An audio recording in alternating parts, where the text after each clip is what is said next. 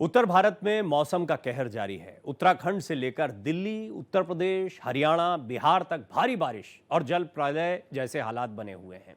नाले उफान पर हैं, नदियां उफान पर हैं, कई वीडियोज आ रहे हैं, गाड़ियां बहती दिखाई दे रही हैं और शहरी या रिहायशी इलाकों के हालात भी कोई बहुत अच्छे नहीं। देश के कई राज्यों में मौसम विभाग ने ऑरेंज और येलो अलर्ट जारी कर दिया है। देखिए रिपोर्ट। अगस्त का आधा महीना बीतने को है, लेकिन अब भी मूसलाधार बारिश का प्रकोप कम नहीं हुआ। देश भर में बाढ़ और बारिश का कहर अब भी जारी है। लेकिन सबसे ज्यादा डरा देने वाली जो तस्वीरें सामने आई है वो है यूपी और बिहार से।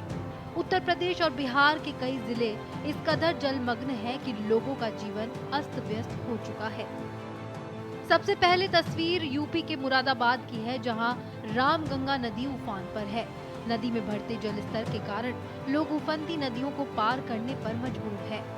नदी में उफान के कारण सड़कें डूब चुकी है। घरों और दफ्तरों के आगे कई कई फीट तक पानी भर चुका है।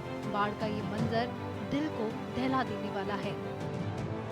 दूसरी तस्वीर यूपी के लखीमपुर की है। लखीमपुर खीरी में शारदा नदी का पानी रहरिया खुर्द गांव में घुसने से बाढ़ के हालात बन चुके हैं। नदी का पानी गांव में आने से एक गांव का दूसरे गांव से संपर्क पूरी तरह से टूट चुका है। आप तस्वीरों में देख सकते हैं कि कैसे लोगों के कमर तक बाढ़ का पानी है और वो अपनी जान जोखिम में डालकर रास्ता पार करने को मजबूर है। अब यूपी के प्रयागराज की ये तस्वीर देखिए। प्रयागराज में हाल में गंगा यमुना में आई बाढ़ के बाद सड़कों से लेकर लोगों के घरों तक डूब गए थे। हालांकि अब प्रयागराज में गंगा यमुना के जल स्तर में थोड़ी कमी आई है, लेकिन आफत अब भी बरकरार है। बारिश ने बाढ़ पीड़ितों की मुश्किलें बढ़ा दी है। पानी के उतरने के बाद गारा और कीचड़ ने लोगों की परेशानी बढ़ा दी है। बाढ़ के बाद किस तरह के हालात है, ये इन तस्वीरों से साफ बयां हो रहा है। बाढ़ का प्रकोप बिहार में भी प्रचंड रूप लेता नजर आ रहा है। पटना, मुंगेर, दानापुर, दरभंगा, मोतिहारी, सुपौल, नालंदा में मूसलाधार बारिश कहर बनकर बरस रही है। मुंगेर शहर तो जलमग्न हो चुका है। मुंगेर में गंगा का जल स्तर खतरे के निशान से 45 सेंटीमीटर ऊपर बह रहा है। पानी बढ़ने से मुंगेर शहर से गांव तक जलमग्न हो गए हैं। अब हालात ऐसे हैं कि आम लोगों के साथ सरकारी कर्मी भी परेशान है। गंगा का पानी सरकारी दफ्तरों तक पहुंच गया है। अब बात बिहार के दानापुर की। यहाँ भी हालात कमोवेश उसी तरह के हैं। बारिश और बाढ़ ने लोगों को खौफजदा कर दिया है। बाढ़ की स्थिति से निपटने के लिए एनडीआरएफ की 14 टीमें अलर्ट मोड पर है, जिसमें से एक टीम दरभंगा, मोतिहारी, सुपौल, नालंदा के साथ पटना के लिए रवाना की गई है। वहीं 8 टीमों को बटालियन हेडक्वार्टर में अलर्ट मोड पे तैयार रखा गया है, जो किसी भी परिस्थिति में कभी भी आपदा से निपटने के लिए तैयार है। राजधानी दिल्ली की मुश्किलें भी कम नहीं हो रही है। आसमान से लगातार आफत बरसने से यमुना नदी भी खतरे के निशान के करीब बह रही है, जिससे आसपास के इलाकों के डूबने का खतरा बना हुआ है। वहीं मौसम विभाग ने दिल्ली एनसीआर में अगले 48 घंटे तक भारी बारिश का अलर्ट जारी किया है। कुल मिलाकर अगस्त का आधा महीना बीतने को है, लेकिन बारिश और मुसीबत मूसलाधार जारी है। Bureau report, Bharat express. Varanasi के हालात हमने आपको कई बार दिखाए, चाहे घाटों की स्थितियां। वाराणसी में गंगा खतरे के निशान से नीचे बह रही है, बावजूद इसके लोगों की दुश्वारियां कम होने का नाम नहीं ले रही है। गंगा किनारे रहने वाले नाविकों की आर्थिक स्थिति खराब हो चुकी है। उनका कहना है कि इस बार गंगा का जल स्तर जल्दी बढ़ गया। बाढ़ जल्दी आ जाने से हम लोगों की कोई तैयारी नहीं हो पाई थी। ऐसे में परिवार के लोगों को आर्थिक समस्याओं का सामना करना पड़ रहा है। हमारे सहयोगी राहुल पांडे से ने बातचीत किए हैं इन नाविकों से। उन्होंने क्या कहा, सुनिए आप भी। वाराणसी में गंगा के जलस्तर में लगातार कमी देखी जा रही है और अब गंगा का जलस्तर 68.46 पहुंच गया है। लेकिन इसके बावजूद अभी भी गंगा किनारे रहने वाले लोगों और नाविकों की दुश्वारियां कम होने का नाम नहीं ले रही हैं। दूर दूर तक ये नावें खड़ी हैं, क्योंकि फिलहाल नाव के संचालन पर पूरी तरह से रोक लगाया गया है। इसके साथ साथ तकरीबन 1 महीने से ज्यादा का समय हो गया जब से नाव के संचालन पर पूरी तरह से रोक है और नाविक समाज बगैर नाव चलाए अपने घर परिवार की परवरिश कर रहा है। हमारे साथ कुछ नाविक समाज के लोग हैं, बातचीत कर लेते हैं, जान लेते हैं क्या परेशानियां हैं। कई वर्षों से लगातार इस वर्ष भी 3 महीने के लिए हम लोग की रोजी रोटी पे बहुत ही प्रभावित हम लोग को होना पड़ता है। सरकार किसी की भी हो, मगर ये तो 3 महीना हम लोग का बीतता है। हम लोग के परिवार में कैसे हम लोग का परिवार जीवन यापन होता है, ये बहुत बड़ी बात है। हम लोग के घर में छोटे छोटे बच्चे हैं, पढ़ाई लिखाई बूढ़ी माँ बाप हैं, और कैसे हम लोग अपने परिवार का जीवन यापन करते हैं, क्योंकि नाव एक ऐसा साधन है जो हम लोग अपने कमा खा के कुआं खोद के पानी पीने वाले इंसान हम लोग हैं, खेती बाड़ी करने वाले इंसान हैं। कमाएंगे तभी घर लेकर जाएंगे, तभी अपने परिवार को चलाएंगे। ये तो मैं बताना थोड़ा-सा मेरे लिए मुश्किल होगा कि कैसे चलाते हैं। आप देख सकते हैं कि जो हमारे नाव चालक हैं, सबसे बड़ी समस्या का विषय उनके लिए होता है, क्योंकि वो रोज़ कमाने खाने वाले हैं और रोज़ अपना परिवार चलाते हैं। उनके लिए बहुत बड़ी मुश्किल एक चैलेंज हो जाती है, तो फिर वो कर्ज लेके या कोई दूसरा काम करके अपने परिवार को चलाते हैं। अब जैसे देखिए हमारे बगल में भाई साहब ये फ़ोटो खींचने लगे, नाव चलाते थे, अभी नाव बंद है तो फ़ोटो खींचने लगे। इसी तरह बहुत लोग हैं जो मट्टी फेंकते हैं, तो मकानों में काम करते हैं, रंग पेंट करते हैं। तो कोई जो जैसे भी कोई काम मिले वो करते रहते हैं, इससे परिवार चलाते हैं, क्योंकि अभी विगत 30 दिन हो गए हमारे नौका संचालन बंद है। मेरा धंधा तो अब धीरे-धीरे फ्लॉप हो चुका है, लेकिन क्या है कि हम भी बोट का ही काम किया करते हैं। क्या है कि अपनी मजबूरी है भाई, अब हमारा परिवार इतना है कि हम अपने परिवार को बिना काम किए चला नहीं सकते हैं। तो इसलिए कि भाई हम अपना ये कैमरा उठाएँ कि चलो भाई कुछ तो दाल-रोटी चलेगा मेरे घर का। ठीक है, तो ये भी नाविक समाज के ही हैं, लेकिन जब से नौका संचालन बंद हुआ है, इन्होंने कैमरा चलाने का काम शुरू कर दिया है और फोटो खींचकर पर्यटकों का पैसा लेते हैं और उससे परिवार की आर्थिक स्थिति को संभालने का प्रयास करते हैं। कैमरा पर्सन अभिनव के साथ राहुल पांडे, भारत एक्सप्रेस, वाराणसी। उत्तराखंड की राजधानी देहरादून में रविवार रात से हो रही लगातार बारिश के चलते जनजीवन पूरी तरह से अस्त व्यस्त हो गया है। नदी नाले उफान पर हैं, सड़कें तालाब में तब्दील हो गई हैं, जिस वजह से सड़कों को पार करते हुए लोगों के बहने की तस्वीरें कई सामने आ रही हैं, कई वीडियोज आ रहे हैं। इंसान क्या जानवर भी बेबस नजर आ रहे हैं। तस्वीरें राजधानी देहरादून के नाला पानी क्षेत्र की हैं, जहाँ देर रात से हो रही बारिश के चलते एक बरसाती नाले में आधा दर्जन से ज़्यादा गाय पानी के तेज बहाव में बह गई हैं। हालांकि पहाड़ों में ये बहुत आमतौर पर होता है, लेकिन आप देख रहे हैं, और ये भी होता है कि पहाड़ी इलाकों से भी पशु बहकर आते हैं, सामान बहकर आते हैं, ये भी आमतौर पर पहाड़ों में देखने को मिलता है। ये देहरादून की तस्वीरें हैं नाला पानी की, आप देख सकते हैं इंसान और जानवर सब बेबस दिखाई दे रहे हैं, और कई गायें हैं जो इस नाले में बहती दिखाई दी। उत्तराखंड में बहुत परेशानियां हैं, बहुत सारी दिक्कतें देखने को मिल रही हैं। आपको कुछ और खबरें बताते हैं। उत्तराखंड में मंडल चोपता मार्ग को बंद किया गया है। लैंडस्लाइड के बाद मंडल चोपता मार्ग बंद हुआ है और 10 किलोमीटर तक इस सड़क को बंद करना पड़ा है। हालात देख सकते हैं, कई जगह पर लैंडस्लाइड की घटनाएं हुई हैं, यातायात बाधित होता है, लंबा जाम लगता है, लोग न जाएं इसके लिए उनको पहले ही आगाह किया जा रहा है और ये हादसे का सबब भी बनता है। इसकी भी कई तस्वीरें सामने आ रही हैं, लेकिन किस तरीके से मलबा सड़क पर आया है, जिसके बाद ये पूरा रास्ता जाम हो गया है। करीब 10 किलोमीटर तक का रास्ता जाम है, जिसकी वजह से लोगों को खासी दिक्कतों का सामना करना पड़ रहा है। इस बार बारिश की वजह से हाहाकार खास तौर पर पहाड़ी क्षेत्रों में देखने को मिला है। हिमाचल और उत्तराखंड में कई जगहों पर तबाही की तस्वीरें सामने आई। लैंडस्लाइड पहाड़ी इलाकों में इस मौसम में बहुत आम होता है, लेकिन इस बार ये घटनाएं बहुत ज़्यादा बड़ी हैं। वीडियोस भी कई कैद हुए हैं, इनसे स्पष्ट हो जाता है कि आम जनजीवन किस तरीके से पहाड़ में पूरी तरह से बाधित है। बात सिर्फ पहाड़ की नहीं है, मैदानी इलाकों में भी बाढ़ बारिश के हालात लगातार परेशानियां पैदा कर रहे हैं।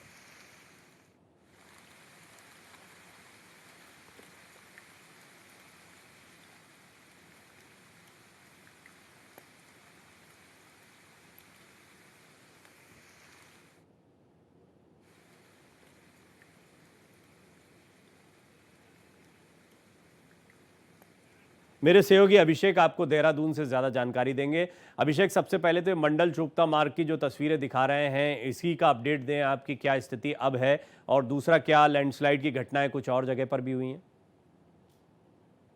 कि फिलहाल इस मार्ग पर, क्योंकि ये 2 से 3 घंटे पहले की बात है जब इस मार्ग पर मलबा आने की वजह से इसको बंद कर दिया गया था, और फिलहाल लेकिन अब का ताज़ा अपडेट जो जिस तरह से पीडब्ल्यूडी के जो अधिकारी हैं, सचिव पंकज पांडे, उनसे हमारी जब बातचीत हुई तो उन्होंने बताया कि काम चल रहा है और थोड़ा ही काम रह गया था। अब से आधे घंटे पहले का ये अपडेट है, यानी अब जो है शायद मार्ग खुलने की स्थिति में है। लेकिन जगह जगह लैंडस्लाइड है। प्रदेश भर में देर रात से लगातार बारिश हो रही है और जैसा कि धराली में जिस तरह की तस्वीरें सामने आई थी उसके बाद से ये माना जा रहा था कि जैसे गंगनानी का पुल शुरू होगा तो उसके बाद लगातार जो आगे का रास्ता है उसको जल्दी ठीक कर लिया जाएगा। लेकिन सबसे बड़ी दिक्कत की बात यह है कि देर रात से लगातार पूरे प्रदेश में बारिश है और धराली के आसपास खासतौर पर जो रास्ता हर्षिल को जाता है, जो धराली को जाता है, उस रास्ते में जगह जगह छोटा छोटा लैंडस्लाइड भी हुआ है। रोड टूटी हुई है और यही इंतजार किया जा रहा है कि कैसे मौसम साफ हो और किस तरह से जो रास्ता है उसको सुचारू किया जाए। यही हाल रुद्रप्रयाग में है और यही हाल एक जो कुमाऊं का जी बागेश्वर है वहां अभिषेक, पर है। एक एक जगह जब आप जगह इस बोल तरह रहे की थे वो तस्वीरें तस्वीरें भी सामने आ दिखा रही हैं। रहा था, मैं चाहूंगा कि थोड़ा सा आप जानकारी उसके बारे में भी दें कि हम गायों को बहता हुआ देख रहे हैं, नाले में देख रहे हैं, क्या ये पहाड़ों से पशु बहकर आ रहे हैं, कहाँ की घटना है, थोड़ा सा बताएं क्योंकि ये बहुत आमतौर पर पहाड़ों में देखने को मिलता है। बिल्कुल, देखिए पहले तो इस तरह की जो घटनाएं हैं वाकई पहाड़ों में ज्यादा देखने को मिलती है। जब बादल फटते हैं या किसी तरह का कोई ज्यादा फ्लड आता है तो तब इस तरह की घटनाएं सामने आती हैं। लेकिन राजधानी देहरादून में ये घटना पहली बार सामने आई है और ये जो नाला साफ दिखाई दे रहा है, ये एक बरसाती नाला है जो नाला पानी क्षेत्र में पड़ता है। आमतौर पर इसमें इतना पानी नहीं होता, बरसात के दिनों में ही थोड़ा पानी ज्यादा बढ़ जाता है और जब पहाड़ों पर बारिश होते हैं तो वही पानी इसमें आता है। और ये जो गाय हैं, ये आवारा पशु हैं। जो गाय जो बरसाती नदी है वहां पर चली जाती है हरे घास खाने के लिए, लेकिन पानी का सैलाब इस कदर आया कि आज सुबह ये करीब आधा दर्जन से ज्यादा जो गौवंश थे वहां पर वो उसकी चपेट पानी की चपेट में आए और लगातार नीचे की तरफ बहने लगे। गनीमत ये रही कि कुछ दूर जाकर ये जो गाय हैं वो, क्योंकि पानी का जो स्तर था वो आगे की तरफ थोड़ा जो नदी है उसकी चौड़ाई ज्यादा है, तो वहां पर हालांकि निकलने हम में तस्वीरों कामयाब से रही यहाँ है। पानी का अंदाजा, किस तरह का फ्लो है, नालों में कितना पानी आ रहा है, जो कि बरसाती नाले हैं, उसका अंदाजा लगा सकते हैं। पीयूष भी मेरे साथ लखनऊ से मौजूद हैं। पीयूष, उत्तर प्रदेश में कई जगहों की तस्वीरें अभी तक हमने दिखाई हैं, कहाँ कहाँ हालात संवेदनशील बने हुए हैं, क्या तैयारियां हैं? जी, इस वक्त हम लोग लखनऊ के एक बहुत ही वीआईपी एरिया पे खड़े हैं, जहाँ पे अगर मैं आपको दृश्य दिखाऊं तो बिल्कुल शहीद पथ से लगा ये इलाका है। आप देख सकते हैं किस तरीके से जल भराव की स्थिति यहाँ पे है और लगातार यहाँ से, क्योंकि बहुत बिजी रोड है, यहाँ से लगातार लोगों का आना जाना बना हुआ है और लोग प्रयास कर रहे हैं कि गहरे पानी में उतर के ना आए, किनारे से होके आ जाए, लेकिन फिर भी मजबूरी में जाना ही पड़ रहा है। और यहाँ पे लगातार सुबह से ही बारिश बहुत तेज हो रही है, क्योंकि बीते कई दिनों से यहाँ पे बारिश हो रही थी और शहर में कभी कभी ऐसा भी होता है कि कुछ इलाकों में बहुत भारी बारिश होती है और कुछ इलाकों में बहुत कम होती है। जहाँ जहाँ भारी बारिश हो रही है, क्योंकि यहाँ पूरे लखनऊ में आज बारिश हुई है और हर जगह जल जमाव से लेके जाम तक की स्थितियां पैदा हो गई हैं, जिसके लिए अतिरिक्त ट्रैफिक सिक्योरिटी बल को लगाया गया है कि जितना भी ट्रैफिक मैनेजमेंट हो सही से हो पाए, क्योंकि कई कई जगह पे 15 मिनट से लेकर आधे घंटे, एक घंटे तक का जाम लग जा रहा है। कुछ यहाँ के जो मुख्य मार्ग हैं, जैसे वीवीआईपी रोड हो गई या फिर विधानसभा रोड हो गई, हजरतगंज रोड हो गई, इन जगहों पे बहुत भारी जाम देखने को मिल रहा है और बारिश की वजह से लोगों का जो यातायात तो बाधित हो ही रहा है। लोगों का जो काम है, जो छोटे दुकानदार हैं, जिनका जो ठेला चल रहा है, जो छोटे रोजगार हैं, उनको भी काफी दिक्कतों का सामना करना पड़ रहा है। पीयूष, कई जगहों पर पानी भरा हुआ है, ऐसी तस्वीरें भी हम दिखा रहे हैं और हम ये भी देख रहे हैं कि उत्तर प्रदेश में, बेशक लखनऊ में सिटी में आपने तस्वीरें दिखाई लाइव, आप वहाँ पर मौजूद भी हैं, लेकिन कई आसपास के इलाकों में हालात और भी ज़्यादा ख़राब हैं। कुछ इस बारे में अपडेट, इसको राज्य सरकार कैसे ले रही है, इसके लिए क्या किया जा रहा है? जी, एक तरीके से सरकारें अलर्ट जारी कर रही हैं और मौसम विभाग का भी यही कहना है कि कम से कम 15-16 तारीख तक की स्थिति ऐसे रहने वाली है। 15 तारीख से कुछ थोड़ा सा आपको राहत देखने को मिलेगी। जो भारी बारिश हो रही है वो थोड़ी सी हल्की हो जाएगी और थोड़ी धूप देखने को मिल सकती है, लेकिन स्थितियां लगभग कुछ दिन और ऐसे ही चलेंगी। कभी राहत मिलेगी तो कभी भारी बारिश का सामना फिर करने को मिल सकता है। और हर शहर में अपनी अपनी समस्याएं हैं। जहाँ पे जैसे सड़कों के किनारे जो सीवर है, अगर उनकी समस्या है तो वहाँ पे जल भरा हो जा रहा है और जहाँ पे नहीं है वहाँ पे ठीक रह रहा है, थोड़े समय के बाद पानी चला जा रहा है। तो ऐसे ही जगह जगह जहाँ जहाँ जैसी बनावट है वहाँ पे लोगों को ज्यादा दिक्कतों का सामना करना पड़ रहा है। हालांकि लखनऊ जैसे अगर राजधानी की बात करें तो यहाँ पे कई जगहों पे स्थितियां ठीक हैं, यहाँ पे नालों की उतनी समस्या नहीं है, लेकिन फिर भी अगर यहाँ भी इतना जाम लग रहा है तो आप समझ सकते हैं कि जिन शहरों में ज्यादा समस्याएं हैं वहाँ पे लोगों को कितनी दिक्कतों का सामना करना पड़ रहा है। अभिषेक, आप थोड़ा सा मुझे धराली के बारे में बताएं, धराली के बारे में क्या अपडेट आपके पास आया है, क्योंकि उसकी तस्वीरें बहुत वायरल हुई, खबरें बहुत आई हैं। उत्तर प्रदेश के बारे में अभी पीयूष ने जानकारी दी है, वाराणसी के नाविकों से हम लोगों ने बातचीत की और हमने देखा उन पर कितना आर्थिक संकट गहरा रहा है, लेकिन धराली की तस्वीरें कुछ ऐसी रहीं जो पूरे देश में वायरल होती रहीं। तो अभिषेक, उसका अपडेट क्या है? फिर मैं रमेश कुमार सिंह के पास जाऊँगा दिल्ली। अभिषेक,